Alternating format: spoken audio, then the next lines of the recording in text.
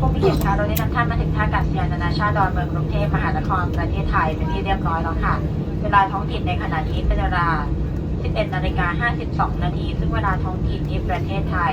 จะช้ากว่าที่ประเทศสิงคโปร์อยู่1 ชั่วโมงเพื่อความปลอดภัยกรุณานั่งประจำที่ระมัดระวังขณะเปิดที่เก็บสัมภาระเหนือศีรษะตรวจนับสิ่งของของท่านให้เรียบร้อยก่อนที่จะลงจากเครื่องบินค่ะในนามของสายการบินแอร์เอเชียกัปตันพัชรพงศ์นักบินผู้ช่วยจากกรินและลูกเรือทุกคนขอบพระคุณทุกท่านที่ใช้บริการกับเราในวันนี้และหวังเป็นอย่างยิ่งว่าจะได้ต้อนรับท่านอีกในโอกาสต่อไปค่ะแอร์เอเชียพร้อมให้บริการทุกท่านด้วยความคิดถึงและใส่ใจในทุกเที่ยวบินสำหรับวันนี้ขอบคุณและสวัสดีค่ะ Dear guests, we have landed at Dortmund International Airport, Bangkok, Thailand. The local time now is 11:52, which is 1 hour behind Singapore local time. For your safety, please remain seated. Be careful when opening the overhead compartment. Please ensure you have your personal belongings with you before leaving the aircraft. It was a pleasure having you on board. We look forward to serving you again soon. On behalf of Air Asia, Captain Pachrapong, First Officer Zakarin, and the rest of the crew members, we would like to say thank you for flying with us. Air Asia, every flight served with care. Have a good day. ขอบคุณค่ะ